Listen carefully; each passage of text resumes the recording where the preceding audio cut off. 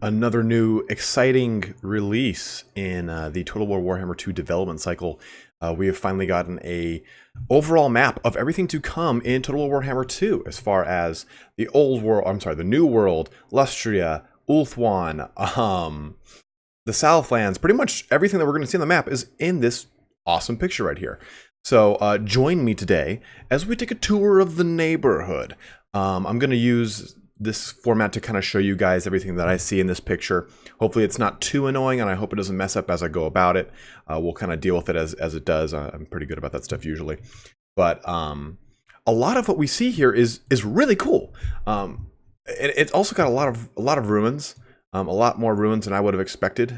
But it's also to be expected because there is a ton of ruins in these lands. Like you look at a lot of the maps in this place, like in fact, the Grey Guardians. I've got another map on another monitor that kind of gives me an idea here. That's the ancient city of Quintex, is right around here, and that's ruined. So boom, there's a ruin for it. So I'm wondering, they've talked about how ruins are going to have the ability to kind of be pillaged and looted for artifacts. So it's really great that they've actually imbued a lot of ruins in these maps. The Southlands riddled, Lustria is riddled with them. I mean, look how there's barely any actual territories in the Southlands that are controlled by anyone. And the same thing with the New World. So I'm really, or Naggaroth, I'm really excited to see to go balls deep on the campaign for all this, to be totally honest. But one big thing I've noticed before we obviously go into the fact that that is Skaven, and someone on the subreddit actually spelled all these out. Like, these are all clan. Like, this is Moors, this is Pestilence, so on and so forth. It was really, really cool to see.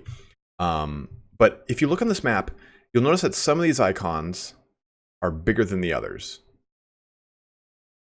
This one too, and this one too, and this one too. So this is clearly going to be Lothern. We already know that's where Tyrion is going to start. He's right there in Eataine, right by the Straits of Lothern here. And interesting to note too, that Eataine is already has, let's see who it is, the Cults of Excess are already right there. They're balls deep in Eataine right off the start. And just like in Naggaroth, we have the two starting regions here, who I would say this is Malekith and Naggaroth, and this is the Cult of Pleasure, so that's more than likely going to be Marathi. In fact, I'll give you guys a testicle if it's not Marathi. I don't know why I have this like fetish for giving you guys pieces of my penis if things are wrong, but it's just what's going to have to happen. Also, this doesn't, it's kind of a little, this is Arnheim, and it's kind of hard to just determine who this is a part of. I think it's going to be either Illyrian or Ivris. It's really hard to see which color this is because all these colors blend very well together, like purples and blues and shades of blue, blues and purples and blues. So this is definitely high elf territory if you guys were wondering about this. But we touched on these three right here. We have right here Hexwaddle. That's where Mazda Mundi is going to start for sure. He's already the current ruler of Hexwaddle. This is where Teclis is going to start. This is the Order of Lore Masters. So this right here, this is green, and this is a large icon. So I'm gonna throw this to the wind here. Who knows if I'm wrong? That this is going to be where the Clan Pestilence starts. I think I'm right on that. Right here, though, we've got on the Southlands a red-colored version of that same thing in the Southern Jungles. And this is where I'm going to say Clan Moors starts, even though I would expect them to be more north, up by Carrick 8 Peaks, because that's where Queek the Head Taker is. He's in the City of Pillars, which is Carrick 8 Peaks. But maybe they're going to be using kind of a mechanic where you've got to rush up there, while Belagar and Skarsnik are rushing from the west. So it'll be kind of an interesting kind of dash for Carrick 8 Peaks. But we already saw Queek Head Taker in that kind of quote-unquote leaked picture of the marketing banner, so it leads me to believe that we'll definitely see Clan Moors as this option here. But then we have right here the last defenders, and this is where Kroq-Gar will be starting, as we found out already that Kroq-Gar will be starting in the Southlands. But we have a lot of really cool units here. We've already taken a look at everything right here. This is Ulthuan. We've gone over this in a lot of videos already. This is Naggaroth. We've gone over this portion in the videos already. And everything's pretty much on point. Everything is exactly where you would expect it to be. The Cult of Pleasure being around here, which is, again, a little weird. And the Cult of Excess over here, a little weird as well. But for the most part, they've taken a lot of really cool liberties in this map. Like we have Siljator, which is right here. It's such a small little dot on the actual overall map of Naggaroth you get from the book that you would never have expected this to be there. But you've also got the Bleak Old Fortress right here, and that's why this is Bleak Old. But you've got all sorts of great things here. And on the map of the New World, this area is described as being predominantly Beastmen heavy. That's why you've got 3 clans of Beastmen right there. You've already got some Norskins at the top here. Scrolling a little bit to take a look at that. The Norskins right there, the Hung, I think that is. We got the scaling over here as well. There are a lot of different tribes, There are a lot of different tribes of Norskins, like there's Kurgan and stuff like that. Not to be confused with the guy from, oh man, that one, Highlander, where they cut off each other's heads. But the Kurgan. Cool thing here, though, is, so this map is kind of a little convoluted. It makes you think that all this is going to be right, next to each other. Obviously, this is going to extend down. This portion here is going to extend down from the southern tip of the old world, right, where we already see the Badlands from the Savage Orcs and everything of the sort. So Sartosa is actually right off the coast of Estalia and not Araby, Estalia and Tilia, which you could imagine is right here, with Bretonia being above it. So if we were to not see this portion right here, and this was shifted over a little bit, we would see Bretonia right here, and the old world above it, and then the border princes here before coming down to the southern Southlands right here. But there's a lot of really cool shit in the Southlands, and as well as Lustria too. A lot of us were thinking like, okay, is this Pizarro's Lost Legion? It just says New World Colonies. So interesting choice there. And also with a lot of the other stuff on here, we've got a mix of Dark Elves here. We have High Elves are starting off right there. A lot of Lizardmen all over. Clearly going to have some Skaven. And they also did, which was really cool to me, I think, is the Fortress of Dawn and Dusk. Or, the Fortress of Dawn, the Citadel of Dusk. So here's the Fortress of Dawn. And here's the Citadel of Dusk. You've also got Tor Elasar over here, over the Sea of Dread. So you've got these 2 things that are barely mentioned in anything in the lore. They have like just a passing passage here and there. Didn't mean to passing passage, but who the hell? But it's like, this place is here as to be a southern defense for the High Elves during their time of when the High Elves are at the height of their empire. They use this to monitor the seas. And I'm really glad that they did that. They kind of added that flavor in there, because this is a way to keep in accordance with the lore, to keep alongside the lore, while at the same time adding a little flair into the game, without just saying like, oh, here's some generic Amazonians.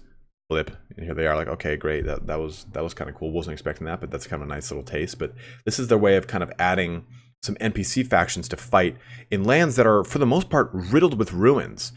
As you see here in Lustria, it's almost entirely devoid of factions, because the Lizardmen are such a heavy decline in their society at this point. So it's really great to see what they've done with that. You've also got the Vampire Coast here as well. So a lot of really cool stuff, and you have a lot of really great Lizardmen factions. Itza, Lakwa, Loxon, all sorts of great things happening in Lustria itself. But you also have, a really good amount of Norscan raiders to be expected on the coasts of both these regions. Like right here, we have the Skeggi, and right here we have the, let me take a look who it is, the Blooded Axe tribe, which is actually, I'm sorry, those are Beastmen. And the mechanic of their shields is keeping in line with everything from Warhammer 1. So this is an empire-based faction. Sudenburg is actually in Araby. It was a state that was established after the Crusades of both the Bretonians, right here, and the Empire into Araby. You also have another Bretonian faction up here. You've got some dwarves right here. Interesting thing to see here is you have the Strigoi Empire. We talked about how Morcaine is where everything is. It's like just south of the Badlands. Morcaine, though, is where the Strigoi held court, and where basically Nehekhara II started, where all the remaining vampire lords went to Morcaine before being invaded and attacked again by both Greenskins and the Tomb Kings. You have here the Order of the Neckarch, or something like the Brotherhood of the Neckarch. Neckarch Brotherhood. Now the Neckarch vampires are basically like, think of them as like ultimate Lich Masters. They're like these vampires that have really delved deep into the lore of vampires, the lore of undead, and they're really great at shadow and dark and undead and such. So they're not in any way mentioned in 8th edition. I think they got rid of the bloodlines in 7th edition. I think they even stopped Neckarchs in 6th edition, maybe 5th. I can't remember the last book I had with them which they were in it, but they're really, really awesome. They look like Nosferatu type style vampires. All the vampires of the Vampire Count's lore take from typical archetype of a vampire throughout history. Shigoi being the bestial looking ones, the blood dragons being the very martially prowess filled ones, the Lamian vampires being the beautiful seductress type vampires, and the von Karsteins being that very archetypical Dracula type Dracula type vampire. But you see here also you've got some little forest goblins here and there. You've got more lizard men accompanying the Kroq-Gar himself, and some high elves at the very southern tip. But you do see some wood elves here.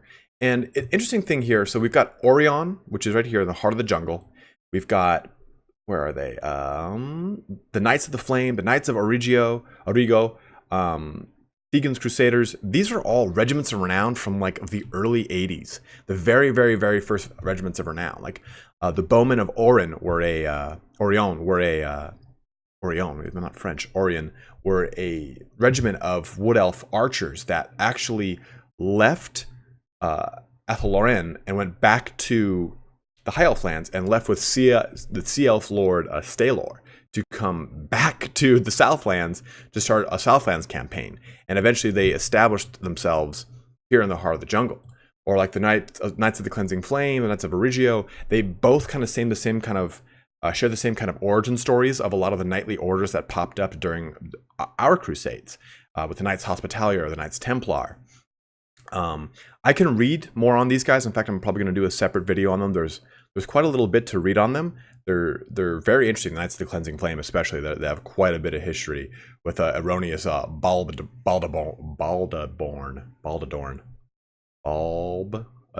something like that. It's very convoluted, very interesting history. But I just wanted to kind of cover this here today, guys. Kind of go over everything here, everything that I see that looks pretty amazing. I'm really excited to see what these ruins really kind of flesh out to be. I'll be honest, I'd be really upset if these are indicative of Skaven ruins in Ulthuan, because that's kind of part of the lore is that the Skaven can never come to Ulthuan because Ulthuan is not tethered to the world roots, basically. I mean, there's a passageway through Averlorn to Athel-Loren, but for the most part, Ulthuan kind of hovers on its own magical island of sorts. So the Skaven can't just burrow into it. But an interesting thing too to point out is that the Scourge of Cain starts right here on the Naggaroth / the Dreaded Isles. And this is part, right here is actually where the Sword of Cain resides. The Sword of Cain is where Anarion pulls out the sword out that kind of imbues him with a little bit of Cain, but also makes him blood mad and turns him to a man that he was not once before he pulled the sword from the stone. So I'm really interested to see really how this is gonna flesh out. I saw this morning. I was just fucking jazzed. I think one of you actually posted it on my video, and I was beyond stoked on it. We have more dwarves down here as well. For those of you who are hoping that this means that there's Chaos Dwarves are in the plane of Zarduk, which is actually in the Darklands. The Darklands are east of the World's Edge Mountains, so we wouldn't see them on this map, period, ever. I mean, as far as well, yeah, I guess period, we wouldn't see them because they take place, or they take residence up in Zar's Nagrund, which is the Tower of Fire and Desolation. But basically, it's their Carrack, just like the other dwarves have their Carrack. This is their Carrack, and it's the only Carrack out that direction. But the Chaos Dwarves and the Ogre Kingdoms might be saved for another time, another game, but the Tomb Kings, they're probably going to pop up around here, if not these two portions right here. Khemri, it depends on what we see here. So we see the Ash River, and the Ash River actually connects with the Great River Mortis, which is right here. It's the Land of the Dead. So Khemri is in this area right here. And we have Nehekhara. It's actually behind these mountains right here. So it depends on what we actually see when the maps connect. Nehekhara wasn't necessarily part of Khemri technically, but it was it was its own region. And maybe one of these, maybe they're going to use these ruins to fill out DLC factions in the future. Araby would all be right here. So maybe these will all be swiped clean for Araby. Who knows? So it's going to be really interesting to see what they do with everything here. Knights of Origio right there. I was trying to find out where they were on the map. I'd just seen them a second ago. But I'm really excited to watch this whole map flesh out as we get more teasers and reveals closer to the launch date. We're coming up to a month plus a couple days here, so hopefully that'll be right around the corner. Thanks for joining me here today, guys. If you have any questions about anything, let me know. There's a lot to cover in this video, and I wanted to kind of get it out quickly so you guys could have an idea of what's going on. Like, a lot of these things mentioned here are either already discussed, like Grond, Hagrafe, Haganeth, or are just made up factions. Like the Dracula Coven is simply because there is a region over there called the Dracula Spire. It doesn't really necessarily have a bunch of lore connotations. The Cult of Excess and the Cult of Pleasure, though, they have a lot of lore connotations because that's what the High Elves kind of subscribe to on the DL to kind of aid good old Papa Slanish over there. But if you do have any other questions, anything you want to know about this map that I didn't cover, or any questions you have in general about some of these factions, or even if you think that, contest me on some of these points. If you think that these two are not these 1, 2, 3, 4, 5, 6, 7, 8 places are not the starting locations, love to hear why you think not, and I'm going to tell you you're wrong. No, I'm just kidding.